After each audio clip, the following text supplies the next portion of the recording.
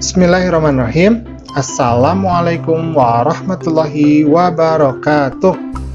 Anak-anakku yang soleh dan soleha, berjumpa kembali di channel Guru Cerdas. Hari ini kita akan belajar pelajaran 4, materinya yaitu bersih itu sehat. Adapun submaterinya adalah mengenal arti bersih dan sehat. Tetapi sebelum masuk ke pembelajaran, sebaiknya kamu subscribe dulu ya. Bagi yang belum subscribe, pencet tombol like, kemudian share channel Guru Cerdas. Oke, lanjut, kita masuk ke pembelajaran. Ini judulnya subtema ya. Subtemanya itu mengenal arti bersih dan sehat. Yang pertama, bersih itu artinya bebas dari kotoran. Nah, kita harus membedakan dari suci. Kalau suci artinya bebas dari hadas dan najis. Nah, contohnya di sini ada orang yang sedang mandi ya, ada anak yang sedang mandi. Nah, sekarang kita belajar tentang hadas dulu. Hadas adalah keadaan kita sebelum bersuci. Misalnya belum berwudu atau belum mandi besar. Kita sudah pipis, belum berwudu, atau kita sudah BAB tapi belum berwudu. Nah, itu kita namakan dengan hadas. Nah, sedangkan najis adalah kotoran yang menghalangi seseorang untuk beribadah. Misalnya darah, nanah, air pipis, kotoran binatang, dan sebagainya. Tapi tidak semua kotoran itu adalah najis. Contohnya misalkan kamu bermain cat. Nah, tangan kamu belepotan kena cat. Nah, itu bukan najis sebetulnya. Atau kamu bermain tanah. Nah, itu bukan najis sebetulnya. Tapi akan menjadi najis kalau di tanah tersebut itu tercampur dengan kotoran binatang. Paham ya? Kita lanjutkan. Nomor 3, najis itu pasti kotor. Tetapi kotor belum tentu najis. Nah ya, tadi ya sudah dijelaskan ya. Misalnya terkena tanah, tinta, atau cat, atau ludah. Nah, seperti itu. Yang keempat, bersih atau suci itu dibagi menjadi 2, yaitu bersih dari hadas dan bersih dari najis. Oke, sekarang kita akan membahas tentang hadas dulu ya.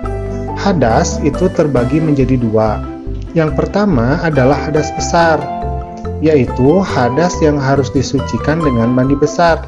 Misalnya mimpi basah bagi laki-laki, atau datangnya haid ya, atau datang bulan bagi perempuan. Nah, caranya kita harus melakukan mandi besar untuk menghilangkannya. Yang kedua, hadas kecil, yaitu hadas yang disucikan dengan cara melaksanakan wudhu. Misalnya pipis, buang air besar, kentut, dan semua hal yang membatalkan wudhu. Misalkan setelah tidur ya, nah itu juga batal ya. Jadi itu berhadas kecil.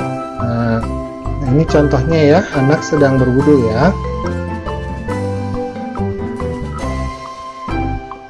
Nah, sekarang keadaan yang harus dipenuhi sebelum melaksanakan ibadah.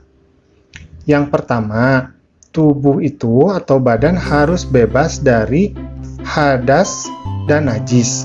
Jadi sebelum kita beribadah, misalkan sholat, atau misalkan kita mau puasa, nah tubuh kita itu harus bebas dulu dari hadas dan najis.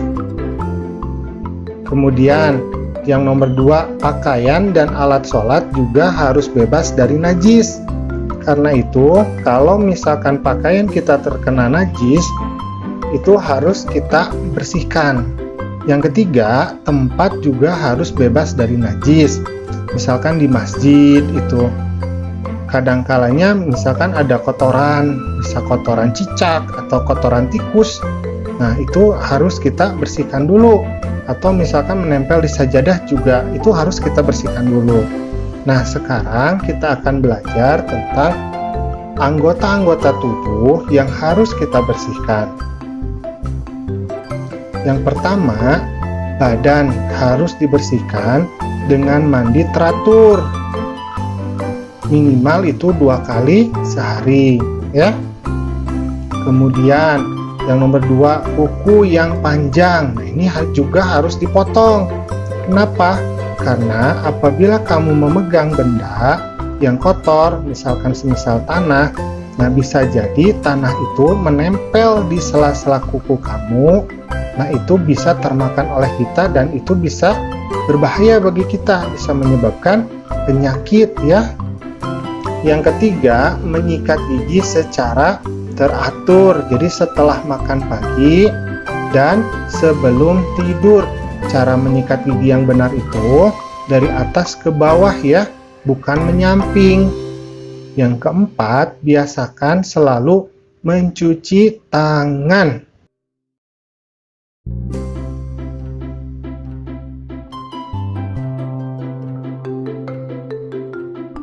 Nah, sekarang bagaimana cara kita untuk membersihkan najis?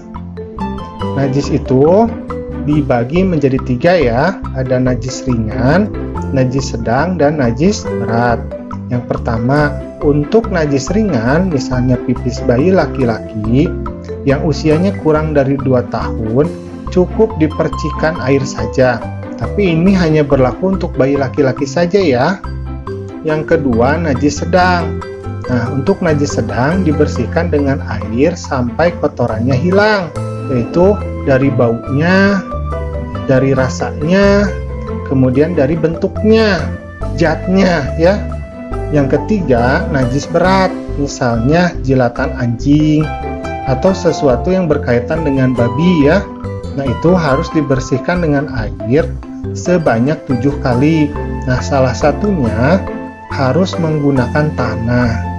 Nah, sekarang kita akan belajar cara membersihkan tubuh setelah keluar dari kamar mandi atau WC. Yang pertama, membersihkan tubuh setelah buang air besar atau buang air kecil. Ini dinamakan istinja. Istinja ini sebaiknya menggunakan air. Tetapi kalau tidak ada airnya, ya, boleh menggunakan benda kering seperti batu, kayu, atau tisu, dan sebagainya.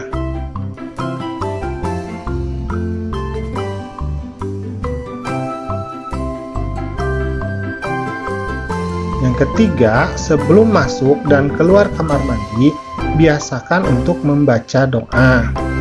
Kalau masuk kamar mandi, ada yang tahu nggak doanya? Kita sama-sama, ya. Bismillahirrahmanirrahim. Allahumma inni a'udzubika minal khubuthi wal khoba'is. Nah, itu doa masuknya, ya. Kalau doa keluarnya, alhamdulillahilladzi adhaba anil adza wa afani. Nah, itu, ya. Alhamdulillah, pembelajaran kita hari ini sudah selesai. Jangan lupa untuk selalu menjaga kebersihan dan kesucian diri. Assalamualaikum.